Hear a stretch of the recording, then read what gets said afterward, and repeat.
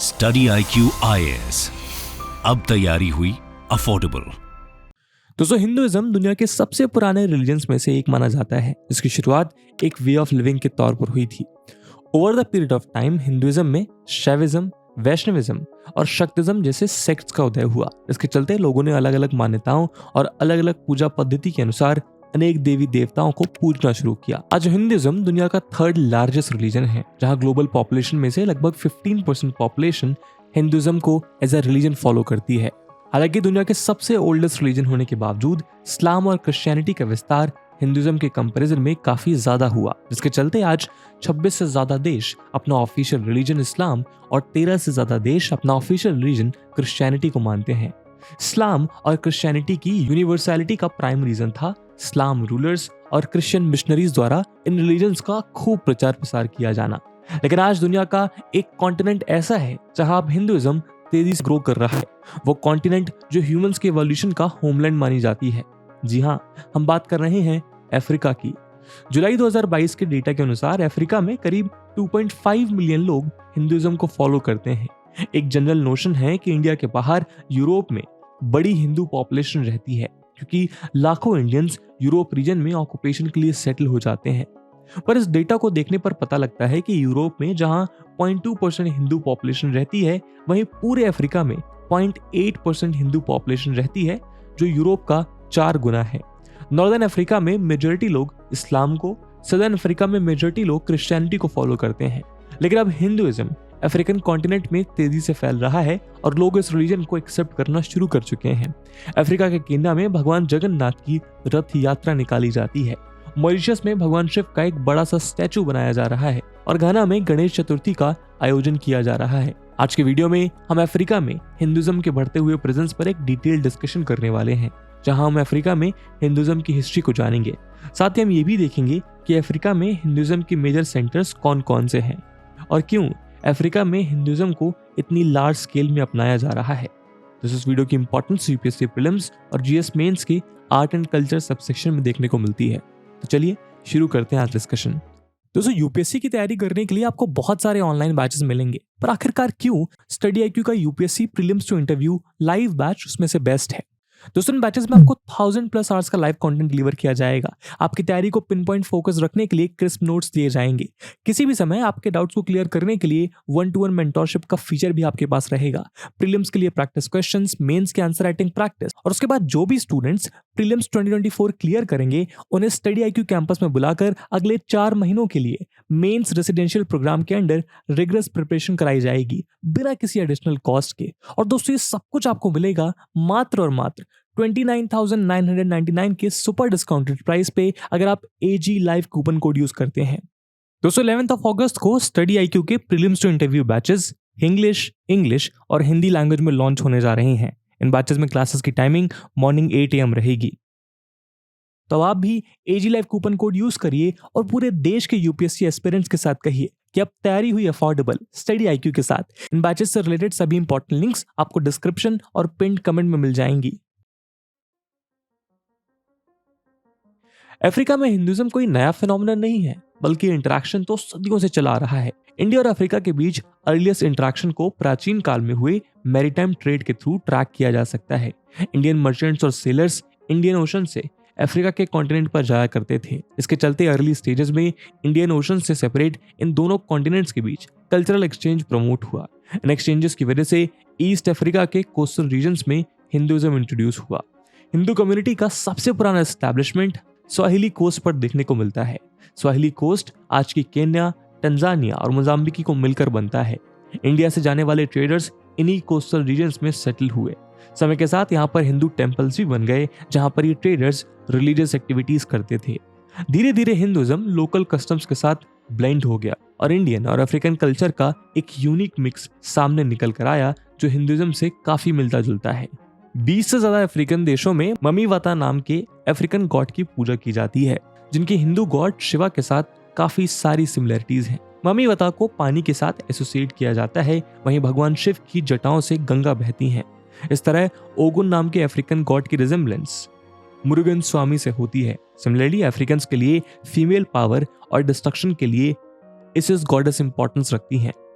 ठीक उसी तरह जैसे हिंदुइज्म में गॉडेस काली को माना जाता है। साथ ही हिंदुइज्म के महाकाव्य रामायण के अनुसार दुनिया को भगवान राम के 2 बेटों लव और कुश के बीच 2 हिस्सों में डिवाइड किया गया था, जिसमें से अफ्रीकन कॉन्टिनेंट कुश के हिस्से में गया। आज अफ्रीका की पॉपुलेशन में एक बड़ा हिस्सा ऐसा है जो अपने आप को भगवान कुश का डिसिडेंट कहता है और खुद को कुशाइट्स के नाम से आइडेंटिफाई करता है। इसी तरह अफ्रीका में रहने वाली मुंडरी ट्राइब गाय की पूजा करती है और उसकी प्रोटेक्शन के लिए ये ट्राइब कुछ भी करने को तैयार है। इनका मानना है कि गाय धरती और भगवान के बीच का एक स्पिरिचुअल कनेक्शन है। अफ्रीकन आर्ट और माइथोलॉजी पर भी हिंदुइज्म का इन्फ्लुएंस बड़े पैमाने पर देखने को मिलता है, क्योंकि लोकल आर्टिस्ट और स्टोरी टेलर्स रामायण और महाभारत जैसे हिंदू महाकाव्य के एलिमेंट्स को यूज करते हैं। यहाँ तक कि हिंदू देवी देवताओं के स्टैचूज और स्कल्पचर्स टेम्पल्स और पब्लिक प्लेसेस में लगाए जाते थे। जिम्बाब्वे में भी हिंदुइज्म से जुड़े काफी सारे सबूत मिलते हैं। उदाहरण के लिए वहां आइकॉनिक सोपस्टोन बर्ड की खोज हुई जो गरुड़ से काफी रिजेंबल करता है। पर ऐसा नहीं है कि हिंदुइज्म के साथ अफ्रीका का कनेक्शन सिर्फ बिलीफ्स या फिर पुराणों में ही एग्जिस्ट करता है। 19th सेंचुरी में ब्रिटिश कॉलोनियल एरा के दौरान बहुत सारे इंडियंस को लेबर के रूप में काम करने के लिए अफ्रीका लेकर आया गया था। ये लेबर्स अपने साथ कल्चरल और रिलीजियस ट्रेडिशंस लेकर आए, जिसमें हिंदुइज्म भी शामिल था। इसी तरह आज अफ्रीका में रहने वाले इंडियन डायस्पोरा ने भी हिंदू प्रैक्टिसेस को मेंटेन करने में काफी क्रूशियल रोल निभाया है, क्योंकि उन्होंने पूरे कॉन्टिनेंट में टेम्पल्स और रिलीजियस इंस्टीट्यूशंस को सेटअप किया है। अफ्रीका में हिंदुइज्म एक वाइब्रेंट और डाइवर्स रिलीजियस ट्रेडिशन बन चुका है, जहां हिंदू कम्युनिटी इंडियन डायस्पोरा के साथ साथ लोकल पॉपुलेशन में भी ग्रो करती जा रही है। दिवाली, होली और नवरात्रि जैसे त्योहार यहाँ पर धूमधाम के साथ मनाए जाते हैं। साथ ही योगा और मेडिटेशन जैसी हिंदू फिलॉसफीज ने भी अफ्रीका में खूब पॉपुलैरिटी हासिल कर ली है। सिमिलरली आज इंस्टाग्राम जैसे सोशल मीडिया प्लेटफॉर्म्स पर खुद अफ्रीकन इन्हीं सिनर्जीज को बॉलीवुड सॉन्ग्स पर और कोर इंडियन कंटेंट को क्रिएट करके शेयर कर रहे हैं।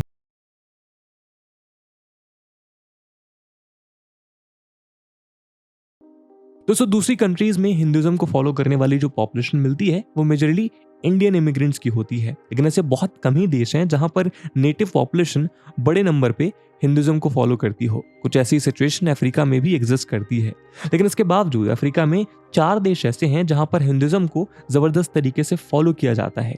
सबसे पहला देश है अफ्रीकन कॉन्टिनेंट के सदर्न मोस्ट हिस्से में मौजूद साउथ अफ्रीका। 1910 तक साउथ अफ्रीका 4 ब्रिटिश कॉलोनीज में डिवाइडेड था और इन 4 कॉलोनी के नाम थे केप, ट्रांसवाल, ऑरेंज रिवर और नताल। 1910 में इन चारों कॉलोनी को यूनिफाई करके union of south Africa establish किया गया। इन चारों कॉलोनीज में से नताल वो कॉलोनी थी जहां पर हिंदुइज्म ने अफ्रीका के अंदर सबसे पहले अपनी जड़ों को मजबूत किया। स्लेवरी के एबॉलिश होने के बाद गवर्नमेंट चीप लेबर की तलाश कर रही थी और इसी तलाश को पूरा करने के लिए इंडियंस को इंपोर्ट करने का फैसला किया गया। इंडियंस को पहले 5 सालों के कॉन्ट्रैक्ट पर लाया जाता था और उसके बाद इस कॉन्ट्रैक्ट को 5 साल के लिए और बढ़ाया जा सकता था।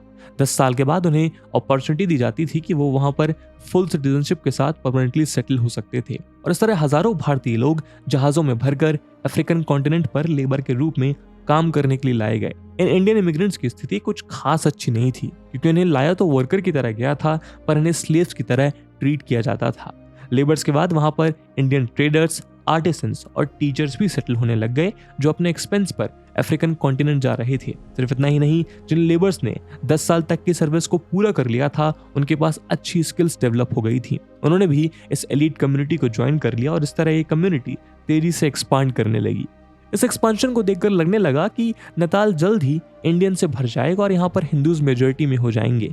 इसी के चलते 1891 में गवर्नमेंट ने लैंड और सिटीजनशिप गिफ्ट करने के अपने प्रॉमिस को खत्म कर दिया, लेकिन इसके बावजूद 1893 तक नताल की टोटल पॉपुलेशन में से लगभग आधी पॉपुलेशन इंडियंस की हो गई। यहाँ तक कि 1904 आते आते इंडियंस ने वहां रहने वाले व्हाइट लोगों को आउट नंबर कर दिया। 1910 में जब सब कॉलोनीज को जोड़कर यूनियन ऑफ साउथ अफ्रीका बनाया, तब तक ऑलरेडी वहां पर 1.5 लाख इंडियन इमिग्रेंट्स सेटल हो चुके थे। इसके बाद जब साउथ अफ्रीका में इंडस्ट्रियलाइजेशन की प्रोसेस शुरू हुई तो रूरल एरियाज में रहने वाली हिंदू पॉपुलेशन सिटीज में मूव करने लगी। हिंदू पॉपुलेशन की मूवमेंट के लिए सबसे मेजर सिटी थी डरबन। हिंदू पॉपुलेशन को high level of unemployment, wide scale poverty और गवर्नमेंट की ऑपोजिशन जैसे कई चैलेंजेस भी फेस करने पड़े, लेकिन इन सभी चैलेंजेस का हिंदू कम्युनिटी ने बखूबी सामना किया और टेम्पल्स और स्कूल्स बनाए ताकि अपनी आने वाली जनरेशन को हिंदू कल्चर के बारे में एजुकेट कर सके और उन्हें बेहतर भविष्य दिला सके। इस तरह आज साउथ अफ्रीका में 1.5 मिलियन से ज्यादा इंडियंस रहते हैं, जो इसे हिंदू प्रैक्टिस का एक पावरफुल हब बनाते हैं। इसके अलावा दूसरी इंपॉर्टेंट कंट्री है मॉरिशस।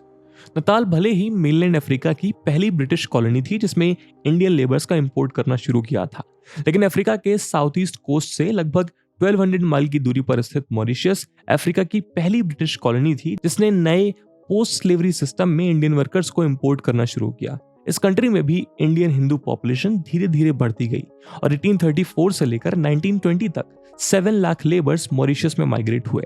एज अ रिजल्ट आज मॉरिशस की लगभग 50% जनसंख्या हिंदुइज्म को फॉलो करती है, यानी इस कंट्री में 1.3 मिलियन लोग हिंदू हैं। मॉरिशस में हिंदुइज्म को फॉलो करने वाली पॉपुलेशन मेजॉरिटी है। इसी के चलते इस आइलैंड को लिटिल इंडिया के नाम से भी जाना जाता है, जहां के ज्यादातर प्रेसिडेंट्स या प्राइम मिनिस्टर्स हिंदू ही रहे हैं। अफ्रीका की तीसरी मेजर हिंदू कंट्री है युगांडा। साउथ अफ्रीका और मॉरिशस की ही तरह युगांडा में भी हिंदुइज्म का आगमन हुआ। असल में युगांडा के काम्पाला से लेकर केन्या के मोम्बासा तक ब्रिटिशर्स एक रेलवे लाइन का कंस्ट्रक्शन कर रहे थे, जिसके लिए चीप लेबर की आवश्यकता थी। इसके लिए ब्रिटिशर्स ने करीब 40,000 इंडियन वर्कर्स को इंपोर्ट किया। 1902 में इस प्रोजेक्ट के खत्म होने के बाद ज्यादातर लेबर्स वापस भारत लौट गए, लेकिन कुछ लेबर युगांडा में ही रुककर सेटल हो गए। इन्होंने रिटेल और एडमिनिस्ट्रेशन जैसी फील्ड्स में काम करना शुरू किया, लेकिन उसके बाद इंडियन इमिग्रेंट्स की एक ऐसी लहर आई कि इस देश की हिंदू पॉपुलेशन में जबरदस्त इजाफा हुआ। इंडिया से कई सारे ट्रेडर्स युगांडा आए और उन्होंने अपने बिजनेस को स्टैब्लिश करना शुरू किया। ये बिजनेसेस काफी सक्सेसफुल रहे, इसने इंडियंस को युगांडा में बिजनेस सेटअप करने के लिए मोटिवेट किया। इंडियन हिंदू कम्युनिटी ने कंट्री की इकोनॉमी को डेवलप करने में एक इंस्ट्रूमेंटल रोल निभाया, लेकिन कॉलोनियलिज्म पीरियड खत्म होने के बाद इंडियंस के अगेंस्ट डिस्क्रिमिनेशन बढ़ने लगा, क्योंकि ईस्ट अफ्रीकन गवर्नमेंट की पॉलिसी थी कि अफ्रीकन पॉपुलेशन को इकोनॉमी के फोरफ्रंट पर रखा जाए। सिचुएशन इतनी खराब हो गई कि 1972 में मिलिट्री डिक्टेटर जनरल ईदी अमीन ने अनाउंस कर दिया कि युगांडा में रहने वाले 80,000 इंडियन ओरिजिन वाले लोगों को देश छोड़ना होगा। इंडियन पॉपुलेशन को 90 दिन का समय दिया गया और उनके बिजनेस और घर को गवर्नमेंट द्वारा सीज कर लिया गया। कई लोग युगांडा को छोड़कर यूनाइटेड किंगडम और कनाडा भी गए, लेकिन इंडियंस के जाते ही युगांडा के ऊपर मुसीबतों का पहाड़ टूट पड़ा, क्योंकि युगांडा के पास स्किल्ड प्रोफेशनल्स की कमी थी। युगांडा एक फाइनेंशियल क्राइसिस में एंटर कर चुका था, जिसकी वजह से उसकी इकोनॉमी पूरी तरह से डिस्ट्रॉय हो गई। 20 साल बाद युगांडा को अपनी गलती का एहसास हुआ और इंडियंस के बैन करने को अपने डिसीजन को वहां की गवर्नमेंट ने वापस ले लिया। यहां तक कि गवर्नमेंट ने यह भी ऑफर दिया कि अगर इंडियन पॉपुलेशन वापस युगांडा जाकर सेटल हो जाती है तो उन्हें उनकी सीज प्रॉपर्टीज वापस कर दी जाएगी। लेकिन मेजॉरिटी लोगों ने युगांडा वापस न लौटने का फैसला किया। लेकिन इंडियंस का एक छोटा नंबर युगांडा वापस आया और जिस बिजनेस को वो छोड़कर गए थे उसे दोबारा स्टार्ट किया। आज युगांडा की इकोनॉमी में इंडियन हिंदूज मेजॉरिटी स्टेक रखते हैं और कंट्री के डोमेस्टिक रेवेन्यू में 65% तक कंट्रीब्यूट करते हैं। फोर्थ कंट्री है घाना, जहां की हिंदू कम्युनिटी 2 ग्रुप्स को मिलकर बनी है। पहला ग्रुप है इंडियंस का और दूसरा ग्रुप है इंडिजिनस अफ्रीकन्स का। 10 साल पहले यहाँ पर सिर्फ 12,000 हिंदू पॉपुलेशन हुआ करती थी, लेकिन आज ये बढ़कर 2.5 लाख पहुंच गई है। 20th सेंचुरी के फर्स्ट हाफ में इंडियन कम्युनिटी काफी छोटी थी, इसमें मोस्टली गुजराती ओरिजिन के लोग थे। ये वो लोग थे जो इकोनॉमिक अपॉर्चुनिटीज को ढूंढते हुए इस देश में ट्रेडर्स की तरह सेटल हुए। लेकिन 1947 में इंडिया के पार्टीशन के बाद सिंधी पॉपुलेशन भी बड़े नंबर में अफ्रीका पहुंची, जिसने घाना में भी ओवरऑल इंडियन पॉपुलेशन को बढ़ा दिया। घाना की हिंदू कम्युनिटी को लगता था कि उनके ट्रेडिशंस और कल्चर को इस देश में कभी नहीं अपनाया जाएगा और इसलिए यहाँ पर हिंदूज ने रिलीजियस और कल्चरल प्रैक्टिसेस को प्राइवेट ही रखा। लेकिन इसके बावजूद घाना की नेटिव पॉपुलेशन में हिंदुइज्म के लिए इंटरेस्ट डेवलप हुआ, क्योंकि कई सारे घाना सोल्जर्स ब्रिटिशर्स की तरफ से श्रीलंका और इंडिया में वर्ल्ड वॉर 2 लड़ चुके थे और वो हिंदुइज्म को अच्छे से समझते और रिस्पेक्ट भी करते थे। आज घाना में हिंदू कम्युनिटी में बाकी इंडियन कम्युनिटी को आउटनंबर कर दिया है और हिंदुइज्म पूरे कंट्री का फास्टेस्ट ग्रोइंग रिलीजन बन गया है।